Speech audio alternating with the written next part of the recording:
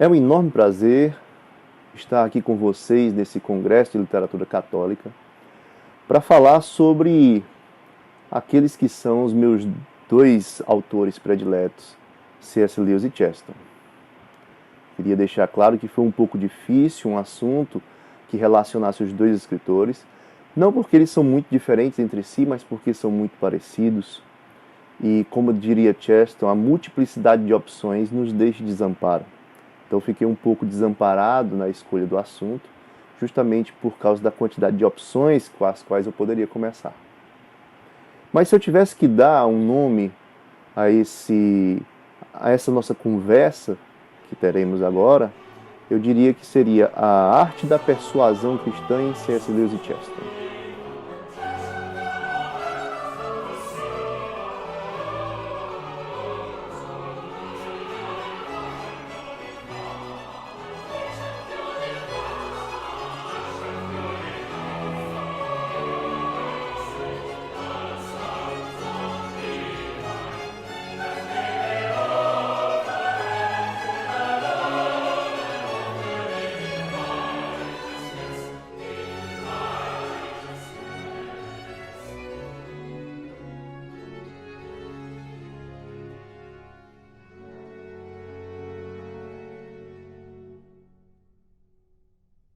Como Chesterton e C.S. Lewis construíram, né, a arte da persuasão cristã da sua própria maneira. Porque nós podemos chamar de uma forma geral a arte da persuasão cristã todas as formas, né, cristãs que, principalmente no passado, se estruturaram para a defesa da fé. E quando eu digo no passado, isso vem desde os tempos bíblicos, através dos profetas. Eles tinham uma maneira de comunicar a verdade, que era uma maneira muito peculiar do cristianismo e do judaísmo, nesse caso. E essa arte, ela se preocupa muito com o coração e não só com a mente. Por isso que ela é diferente um pouco do que a gente tem visto ultimamente em termos de debates.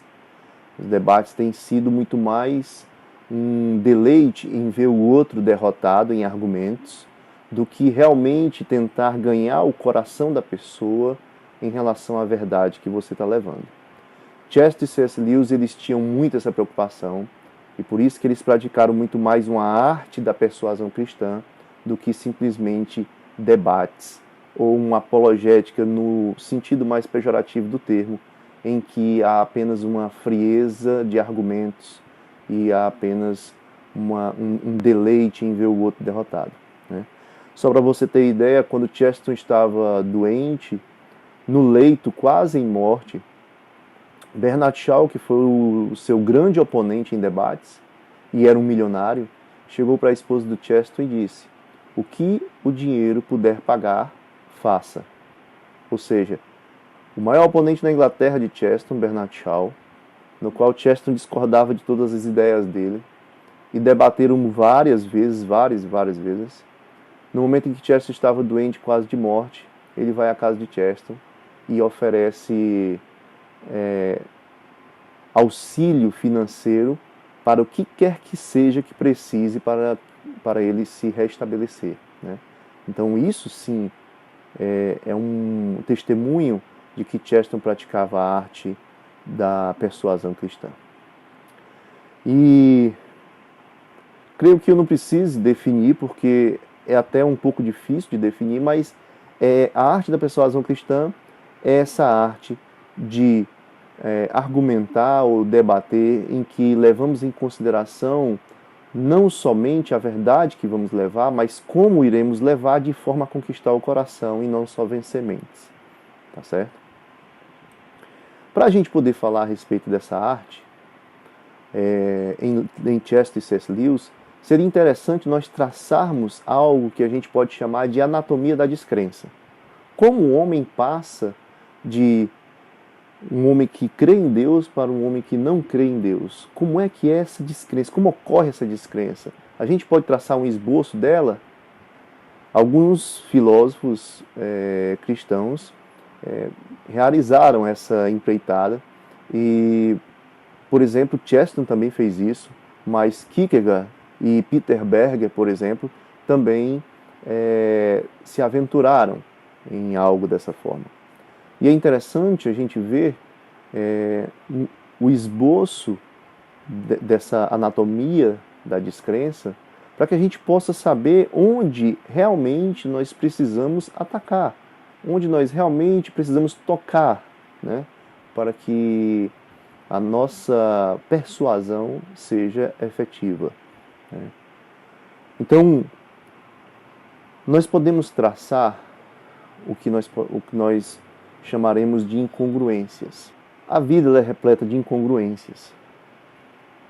E vocês vão entender um pouco melhor o sentido desse termo incongruência quando eu falar um pouco mais na frente desse significado. Mas a vida ela é repleta de incongruências.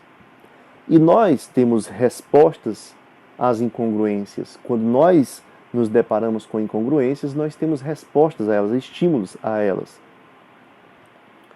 Então veja, o humor, ele é uma resposta à incongruência. Porque qual é o significado do humor?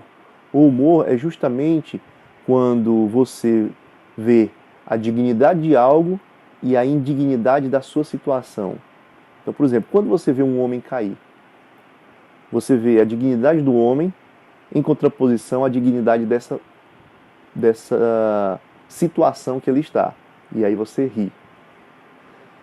Você não ri quando cai uma árvore. Você não ri quando cai um poste. Mas você ri quando um homem cai. Porque existe a incongruência entre a dignidade do homem e a indignidade da situação. Outro exemplo que a gente pode dar, aconteceu comigo mesmo, você sai com os amigos e já chega a hora do almoço e vocês ainda não comeram e certa pessoa do grupo está com muita fome, e ela fica reclamando. E as pessoas começam a brincar com aquela situação dela de fome, né? E aí vão para um restaurante e a comida está demorando e todo mundo está brincando com ele por causa daquela situação em que ele se encontra de fome, né?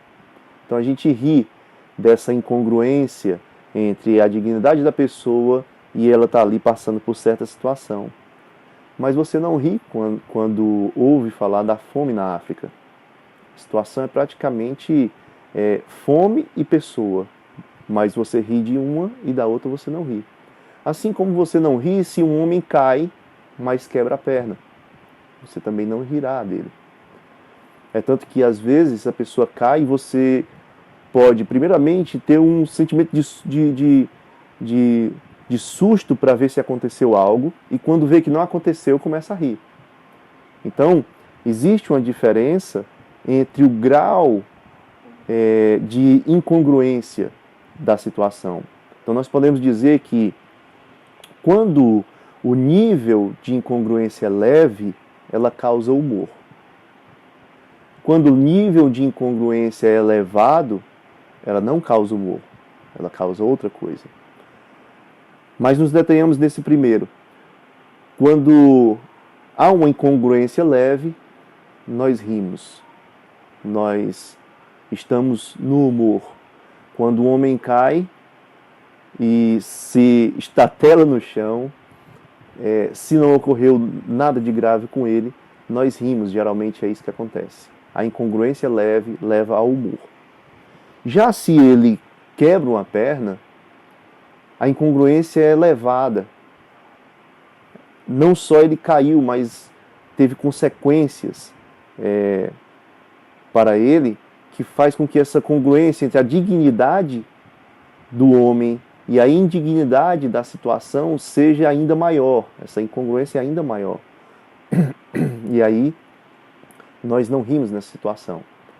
Nossa posição nessa situação para cristãos, é a fé. Você já socorre aquela pessoa, acreditando que ela vai ser tratada, já entregando em suas preces para que Deus tome conta da situação, até você chegar com ela no hospital, seja lá o que for, mas você já deposita fé em Deus nessa situação vamos dizer assim, catastrófica, ou essa situação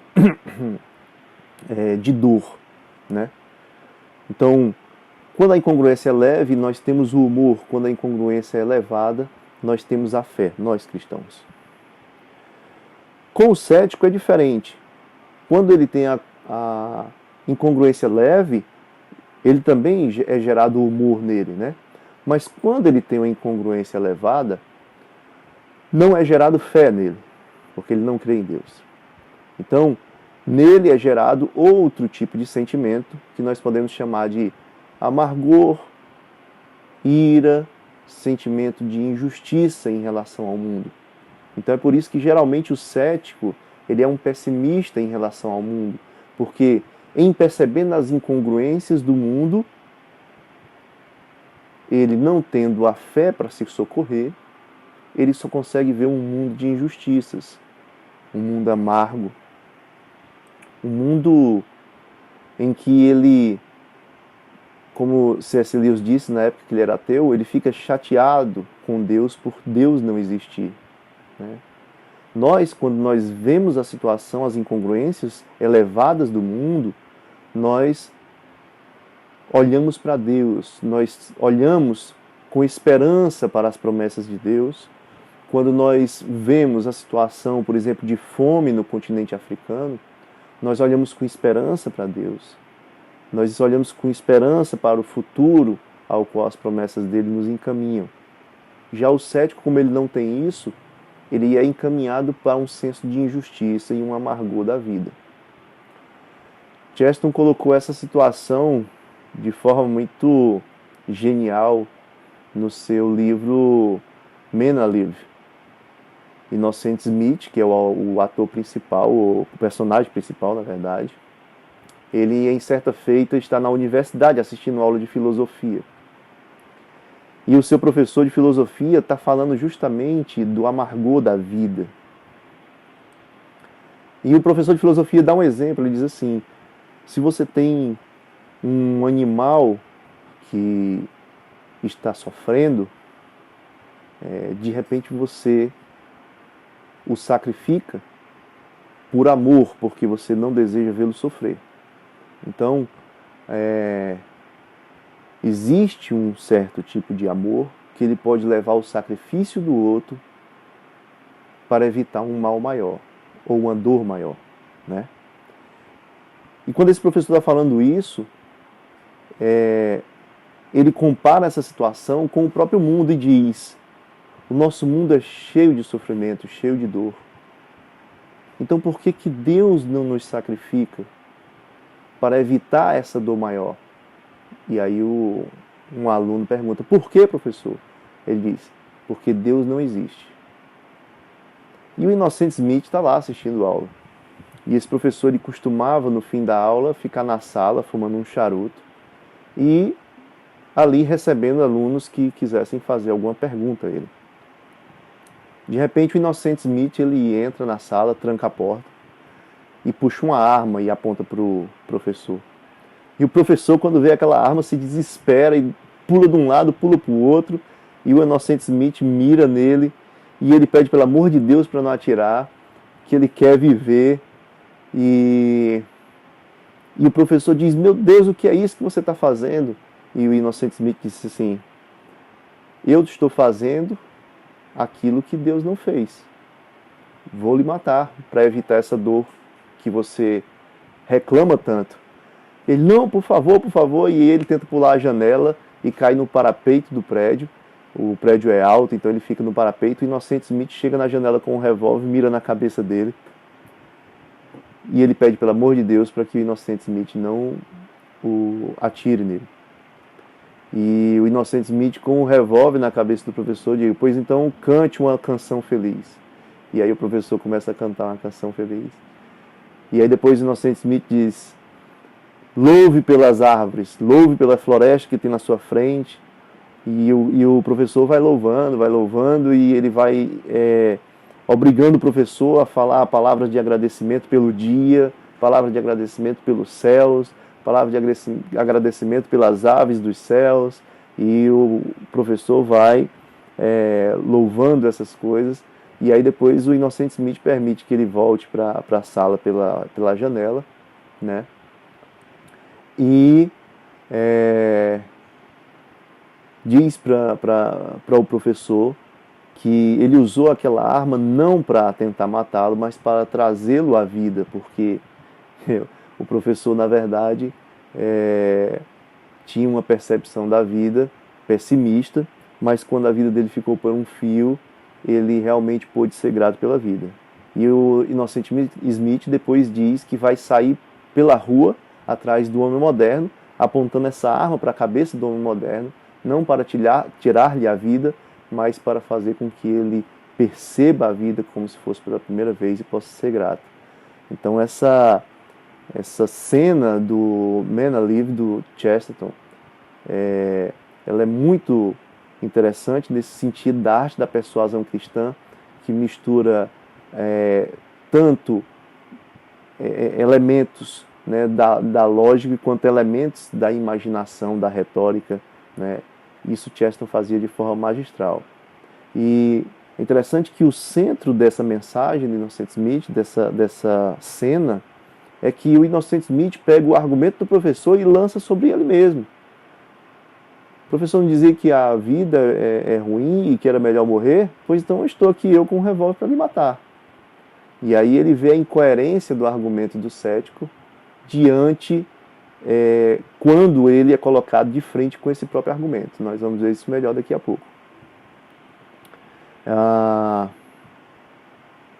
Então, nós estávamos falando das incongruências da vida que podem gerar o humor ou podem gerar a fé quando é o cristão, ou o amargor da vida ou a ira quando é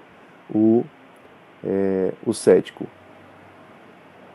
Partindo dessa perspectiva, você pode dizer que o humor é como se fosse um prelúdio da fé.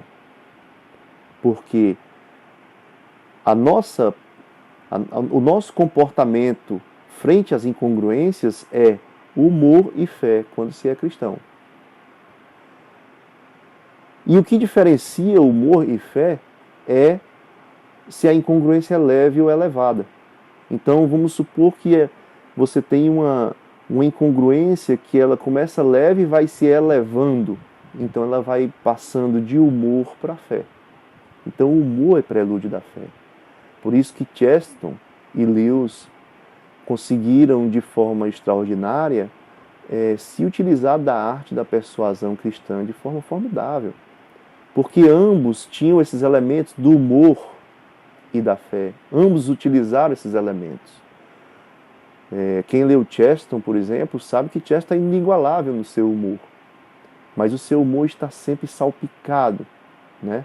Salpicado de elementos da fé, de elementos da boa argumentação, de elementos lógicos, né? Não é simplesmente um humor pueril, como o próprio C.S. Lewis falou a respeito disso. Lewis também, se você ler o livro dele, Cartas do Diabo ao Seu Aprendiz, você vai ver como existe um humor aguçado em C.S. Lewis, junto com os elementos da boa lógica, da boa argumentação, né? Então foram dois escritores que se utilizaram de diversos elementos para formar uma arte da persuasão própria, né? Uma arte da persuasão cristã própria, bem característica de cada um.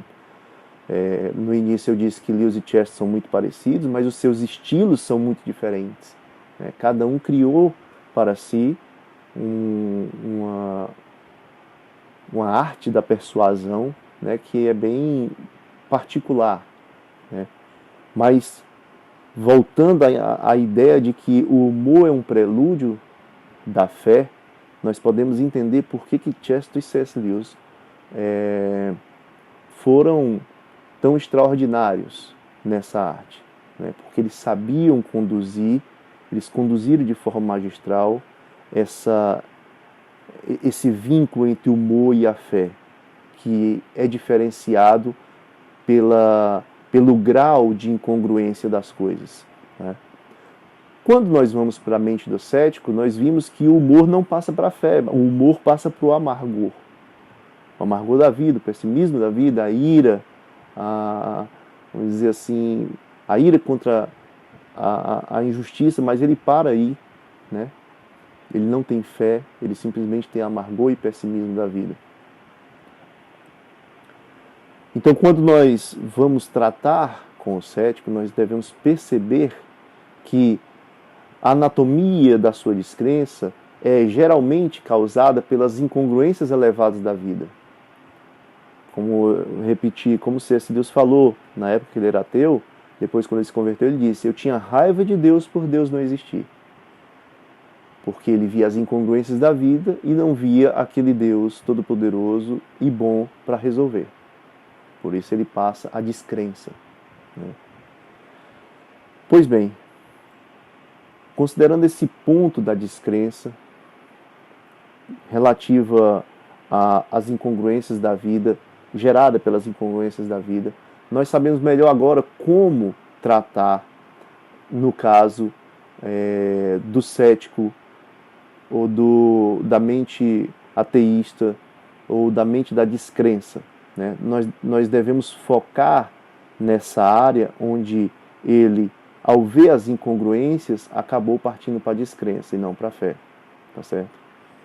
Então há um princípio básico que tanto Chesterton e C.S. Lewis trazem para que nós possamos conversar com essas pessoas. E esse primeiro princípio básico é que Chesterton diz nessas palavras, ele diz assim: nunca devemos discutir com ninguém. Mas, se temos que fazê-lo, que nós possamos discutir no terreno do outro e não no nosso. Ora, isso é óbvio, porque, vou dar um exemplo, você não pode discutir com um cético demonstrando para ele as verdades que estão na Bíblia, porque ele simplesmente não acredita na Bíblia. Então, como é que você pode levar textos bíblicos para demonstrar certas coisas se ele não crê naqueles textos? Tá certo?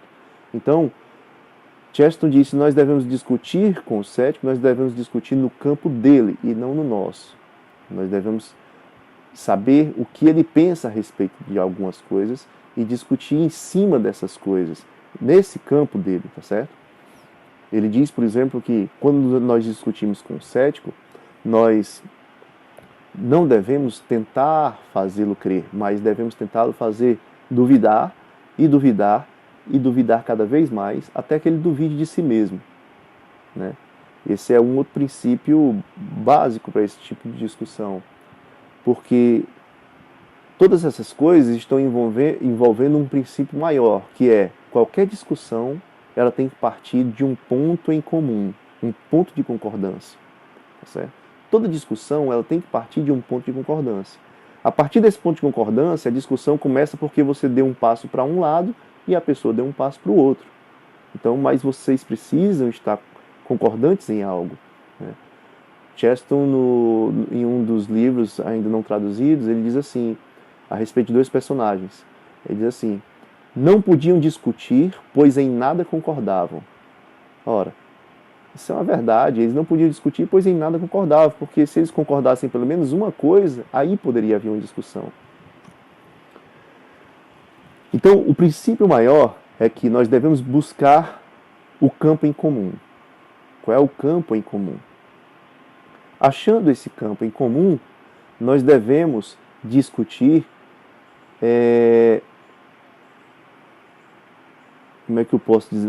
Nós devemos discutir levando em consideração o ponto de vista dele e não o nosso. Nós devemos levá-lo a ver quais são as consequências da crença dele. Porque se a realidade, como nós cremos, é uma realidade criada por Deus, aquele que não crer que essa realidade é criada por Deus vai ser incoerente com a realidade, certo? O que nós vamos fazer nessa discussão com a pessoa, na discussão no bom sentido, é ver a incoerência do ceticismo dele, a incoerência da perspectiva dele em relação à realidade, tá certo? Por exemplo, Chesterton fez isso no livro O Homem Eterno, do começo ao fim, mostrando a incoerência do cientista quando ele fala a respeito do homem da caverna, a incoerência do cientista quando ele fala a respeito de achados arqueológicos, a incoerência do cientista quando ele fala a respeito de religiões comparadas, a respeito da evolução.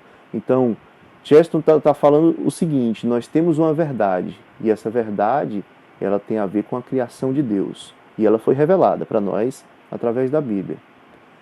Mas nós podemos negar isso, de certa forma, nós podemos negar a realidade e a verdade, vivendo uma vida meio que de faz de conta, pensamentos que não são coerentes com a realidade.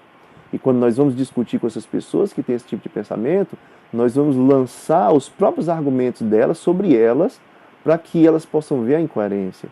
Como o Innocent Smith fez com seu professor. Ele lançou o próprio argumento do professor sobre ele, para que ele pudesse ver a incoerência do argumento dele. E como foi a incoerência, foi justamente ele dizendo que a vida não valia ser vivida, que era um amargor, mas quando o Innocent Smith apontaram para ele, ele queria viver. Então ele mesmo não vive segundo a crença dele. Tá certo? Então, nós poderíamos falar a respeito desse tipo de argumento de duas formas. Nós basicamente temos dois tipos, nós podemos nomear dois conjuntos de argumentos, tá certo? Dependendo de com quem nós estamos falando. Eles podem ser classificados em mais ou menos dois tipos de argumentos, que são o que nós vamos chamar de o argumento de virar a mesa, e o outro que seria o argumento que são sinais da transcendência. Essa nomenclatura ela foi desenvolvida não de forma muito específica por Peter Berger e por Os Guinness e por Kierkegaard também. E eles tratam esse assunto como se fossem dois conjuntos de argumentos. Eu estou falando eles tratam aqui, mas não existe um livro específico em que eles falem disso. Na verdade, você vai pensando as ideias e vai formando uma ideia maior. Mas em tese nós temos dois conjuntos de argumentos. Argumentos que se classificam como virada de mesa e argumentos que se classificam como sinais da transcendência. O que é a virada de mesa? A virada de mesa é quando o cético está colocando suas cartas na mesa, os seus argumentos, né? Ali meio que austero e vaidoso, colocando seus argumentos, e você simplesmente pega os argumentos dele e vira contra ele. Foi o que Innocent Smith fez, mas nós também podemos dar outros exemplos de Chesterton e C.S. Lewis. Por exemplo, em Ortodoxia, Chesterton faz uma porção de argumentos de virada de mesa no capítulo Paradoxo do Cristianismo. Ele diz que ele ouviu céticos falando sobre o cristianismo, e ele diz que esses próprios céticos quase o converteram nas suas palestras, porque mal um falava que o cristianismo era triangular, via o segundo e falava que o cristianismo era circular e falava da sua esfericidade. Ou seja, eles acusavam o cristianismo de tantas coisas diferentes e conflitantes que ele dizia assim, esse negócio só pode ser fantástico, né? E quase se converteu através da palestra dos céticos.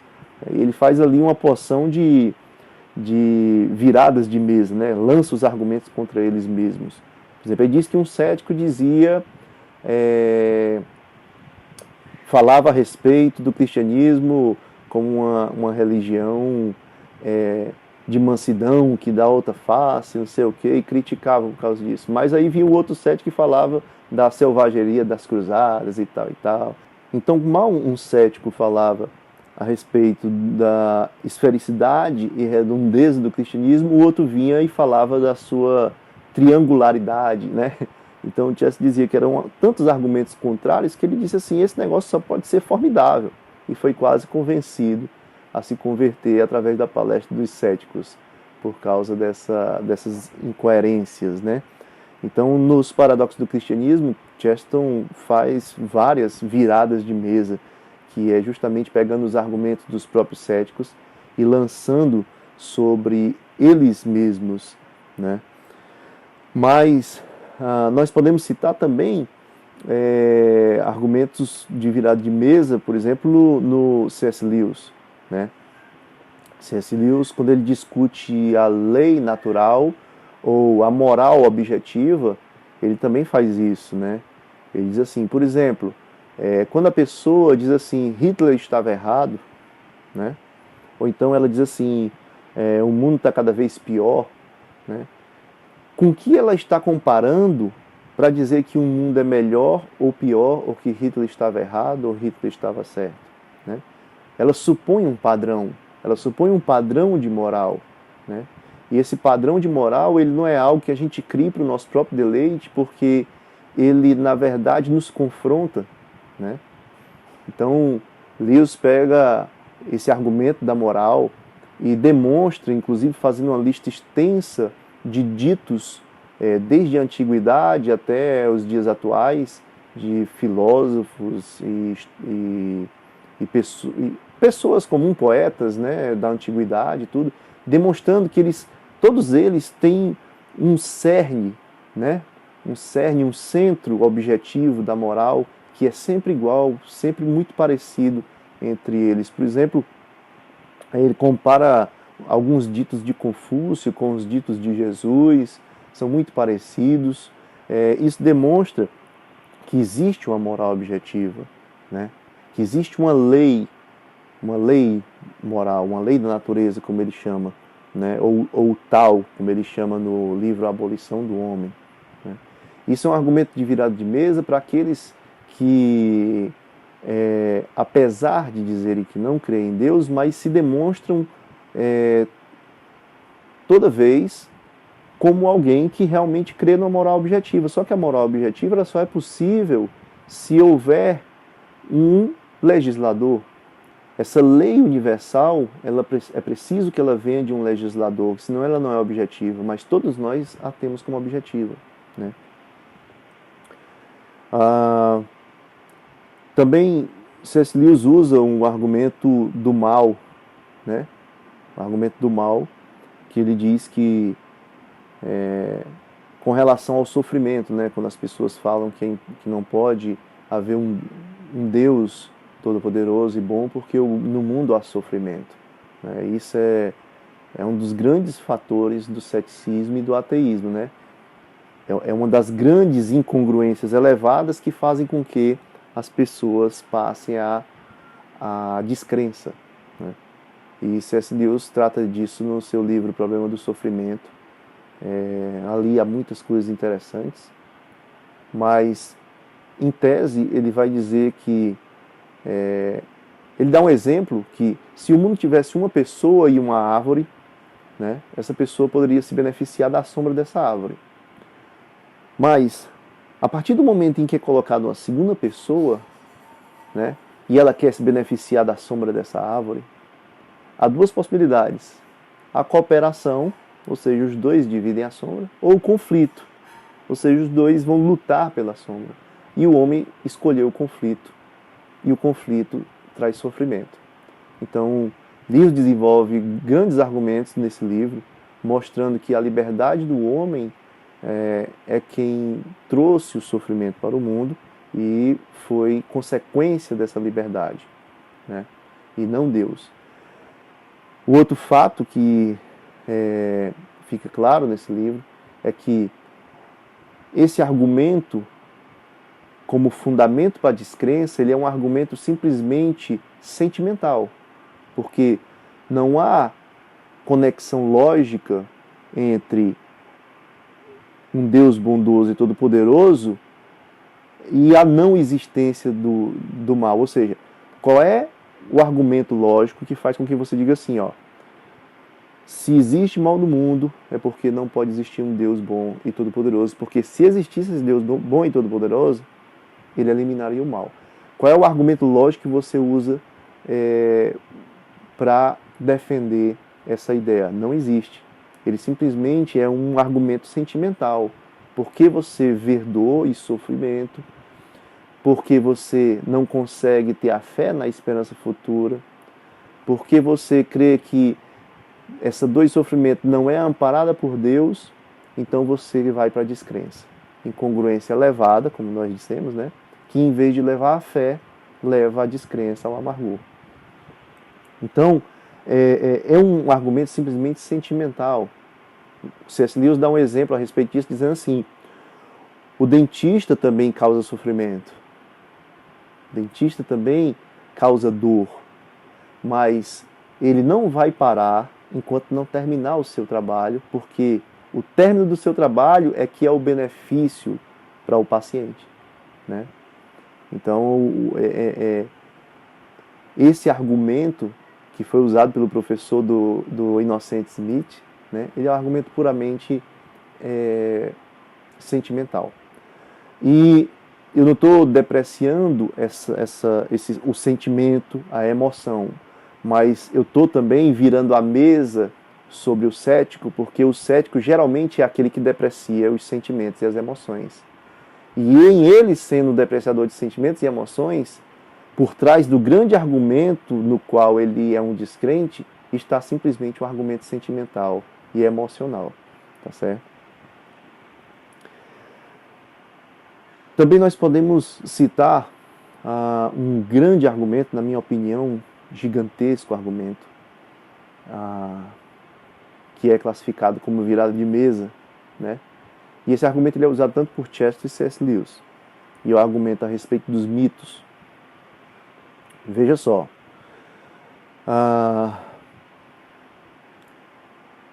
Muitas pessoas dizem que a Bíblia é um conto de fada, historinha e tal, porque, por exemplo, o dilúvio que é relatado na Bíblia, ele também é relatado, por exemplo, na epopeia de Gilgamesh. Assim como existe um relato de dilúvio nos Incas, né? E assim como existe um relato do dilúvio dos egípcios, e por aí vai. Então, eles pegam esse argumento pelo fato dessa narrativa estar em outros lugares, então ele diz que a Bíblia simplesmente conta essa historinha que foi contada em alguns outros lugares. Mas Chester e C.S. Lewis, eles pegam esse fato de haver muitas narrativas iguais e viram a mesa contra o argumento do cético de que isso são apenas histórias inventadas. Por exemplo, não é dessa forma que eles fazem, mas eu vou tentar fazer como eles fariam e como fizeram de certa forma. Você está discutindo com um cético, ele diz, aquela historinha de dilúvio, aquilo ali é brincadeira, é uma história primitiva, inclusive há versões dela no Egito, há versões dela dos Incas. Aí você pode dizer assim, também há de Gilgamesh, né? E outra, também há uma dela nos babilônios. E há outra delas nos povos primitivos da África, e mais um também dos gregos. Lembra quando Zeus e Poseidon se encontram? Há ali um relato do dilúvio.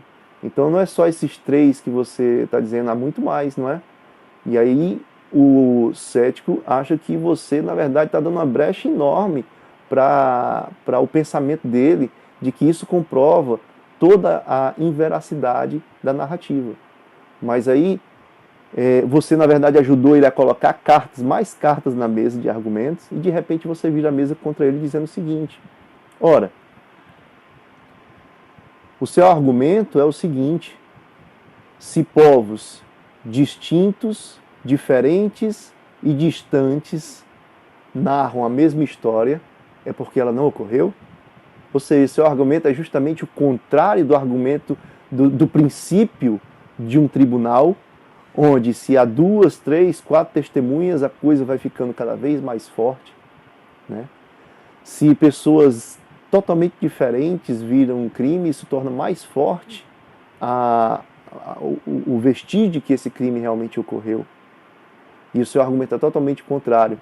Se 3, 4, 5 povos totalmente distintos, distantes, em épocas e diferentes em raças, contam a mesma história, significa que ela não aconteceu.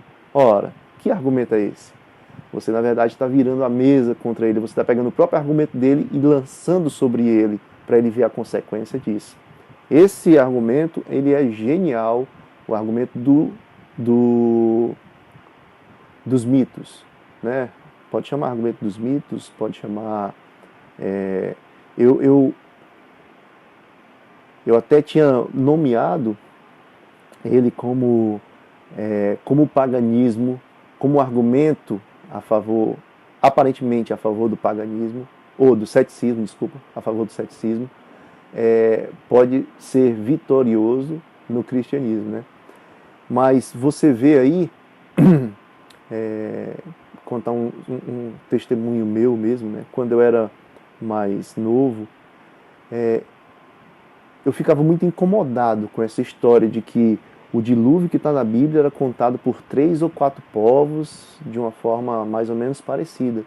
Isso me fazia assim um mal danado, porque eu pensava, poxa, eu pensei que era uma coisa só da Bíblia e tal, e existe em outros lugares que esse pessoal conta essa história. Na minha cabeça, isso enfraquecia o relato bíblico. Quando eu, muito tempo depois, conheci esse argumento tanto do Chesterton quanto do C.S. Lewis, foi libertador para mim.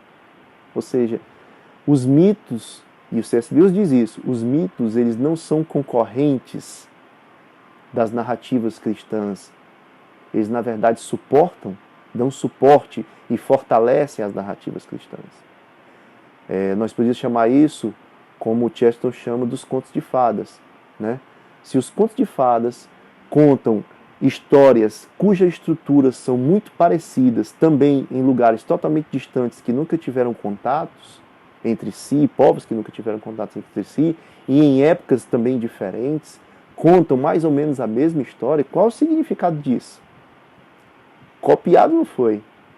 Então, o significado disso, Chesterton diz, é que os anseios do homem são muito parecidos, né? O homem tem anseios, os quais ele transforma em histórias, e por isso essas histórias são todas elas parecidas, porque o homem é o homem em qualquer lugar, né? Então essas histórias, em vez de enfraquecerem ou de nos fazerem temer, né, elas na verdade fortalecem os argumentos bíblicos, né? Eles tornam o argumento bíblico ainda mais forte. O Lewis disse que a história de Cristo é simplesmente um mito que é verdade.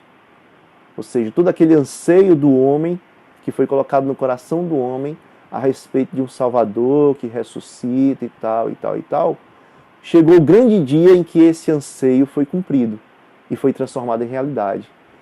É como se todos os povos contassem essa história, e todos os povos, muitos povos tinham essa história da ressurreição, de um homem que vinha e morria e ressurgia e tal. É como se todo esse anseio que foi contado, foi externado do coração dos homens, chegasse o grande dia em que ele se tornasse realidade. Então, as histórias pagãs, elas fortalecem e não enfraquecem a grande história cristã, né? Então, até agora eu dei alguns exemplos do conjunto de argumentos que a gente chama de virada de mesa, que é justamente pegar o argumento do cético e lançar sobre ele mesmo para ele ver as consequências, né? Nós podemos também citar o argumento que o Chesterton falou, que é de virada de mesa, né? Quando ele discutiu com o Blatchford, e o Blatchford dizia que não acreditava em milagres porque nunca viu um. E conhece muitas pessoas que nunca viram um. E o Chesterton disse também que era o contrário de um tribunal, né? É como se alguém chegasse no tribunal e dissesse assim, bem, essas duas pessoas viram você assassinar aquele comerciante. E aí o acusado dissesse assim, tudo bem, mas eu posso trazer 2.000 pessoas que não me viram assassinar o comerciante. Então, quando você diz que não crê em milagres porque não viu um, né, e dizer que pode trazer, na verdade, quando alguém diz que crê em milagres porque viu um, e você dizer que pode trazer 1.000 que não viu e por isso não crê, né, é o contrário do que ocorre num tribunal, né? Mas enfim, um outro conjunto de argumentos é o argumento que a gente chamou de sinais da transcendência, né? Esses sinais da transcendência, ele é um tipo de argumento que é utilizado quando a pessoa, o descrente, né, ele na verdade ele não combate logicamente, ele não defende logicamente a sua descrença, nem combate logicamente o cristianismo, ele simplesmente não crê e também não está preocupado com isso, né? Então esse tipo de argumento ele é muito bom porque ele desperta sinais de Deus no mundo para que essa pessoa possa perceber, né? Um desse tipo de argumento, por exemplo, é quando Lewis fala do desejo. Ele diz assim, se há em mim um desejo que nada nesse mundo pode satisfazer, eu só posso crer que eu fui criado para outro mundo, né? Ele não é um argumento lógico, né? Ele não está lançando o argumento da pessoa contra ela mesma para ver as consequências, mas ele está trazendo sinais da transcendência de Deus para que você possa perceber. Sinais da transcendência. Quando você fala a respeito da natureza, quando você fala a respeito da perfeição do funcionamento dessas coisas, quando você fala, por exemplo, que o universo, ou pelo menos o nosso sistema solar está disposto de tal forma que as forças que equilibram todas aquelas coisas têm uma sensibilidade, ou tem um equilíbrio tão fino que, se fosse diferente em pouca coisa, tudo se transformava num caos. Então, assim, parece que essas coisas foram dispostas de tal forma para serem assim, por causa de tamanha sensibilidade com a quais elas funcionam, né? Tem alguns cálculos que dizem, por exemplo, que se a gravidade fosse diminuída um pouquinho, o planeta se chocaria com o outro e por aí vai. Então existe aquilo que o William Paley, eu acho, chamou de o design inteligente, né? Não sei se foi o William Paley que falou, mas o William Dembski fala muito disso, o Philip Johnson, são dois autores excelentes nesse assunto, né? O desenho inteligente, parece que as coisas foram feitas por uma mente, né?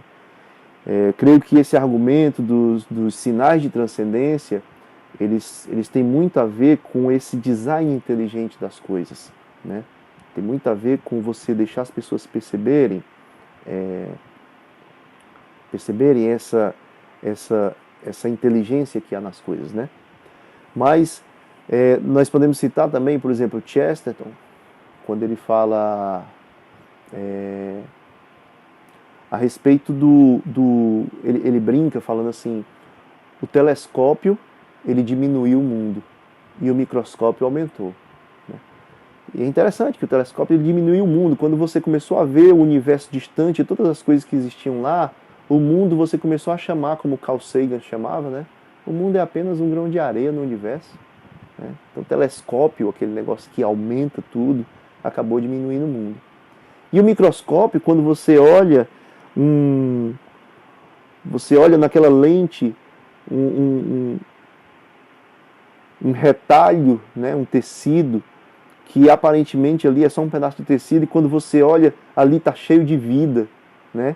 Faz com que você veja um mundo maior. Ou seja, o microscópio, que é aquilo que vê as coisas micros, na verdade aumenta o mundo, porque agora você sabe que aquelas pequenas coisas que aparentemente não têm vida é cheio de vida, né?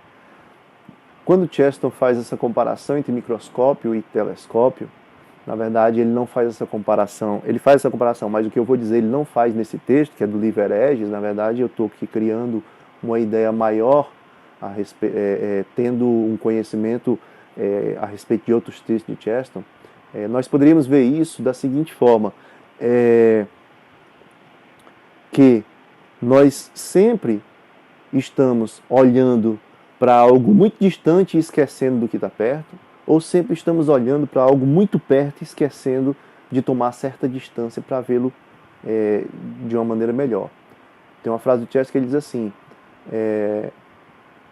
há coisas que estão perto demais para serem vistas, né? Então é aquela ideia de que você, eu nunca fui no Cristo Redentor, mas eu imagino que se você estiver de frente para o dedo, né, do Cristo Redentor, o dedo do pé, você só vê um muro. Você vê um muro na sua frente. Agora, se você se afastar um pouquinho e olhar para cima, você vê aquela estátua enorme, né? Então há coisas que estão perto demais para serem vistas. É preciso, às vezes, você se afastar um pouco delas para poder perceber. Assim como coisas que estão distantes demais, que você olha com que estão distantes demais, às vezes faz com que você perca a percepção do que está perto, né? O que é que nós poderíamos concluir a partir dessa ideia de Chesterton? Que nós precisamos estar atentos à realidade para poder vê-la de forma correta. Isso é uma espécie de argumento de sinal de transcendência, para você tentar perceber o que é a realidade e não acreditar simplesmente nos microscopistas e nos telescopistas, que são os especialistas dessas áreas. Você precisa ter a sua visão da realidade, sua percepção do que é o real, né? E o grande chamado de Chesterton em seus escritos é justamente para nós voltarmos a ter uma visão simples do mundo, uma visão que não seja influenciada pelo tecnicismo e nem pela inteligência, né? Os intelectuais, a academia. Então Chesterton nos chama para ver a realidade como ela é. Quando nós olhamos para a realidade como ela é, Chesterton nos dá um exemplo, assim, um arsenal de sinais de transcendência, né? A leitura de Chesterton é uma leitura cheia de sinais de transcendência, né? É uma leitura também cheia de viradas de mesa, de argumentos excelentes em que Chesterton pega o argumento do seu oponente e lança sobre ele mesmo para ver onde vai dar. Então, a partir dessa enumeração de alguns argumentos que nós falamos, tanto de Chesterton e de C.S. Lewis, nós podemos perceber a atualidade desses dois escritores e a necessidade deles para que nós possamos desenvolver a nossa capacidade na arte da persuasão cristã. Eu lhe digo com toda certeza que se você se dedicar a ler Chesterton e C.S. Lewis, você está muito mais que bem armado para lidar com os tempos atuais em termos de persuasão e argumentação cristã. Porque, como você vê, você pode notar a respeito dessas poucas ideias que nós lançamos aqui, Chesterton e Lewis argumentaram a respeito acho que quase todos os grandes questionamentos que nós temos hoje na atualidade a respeito que levam à descrença, né? Então,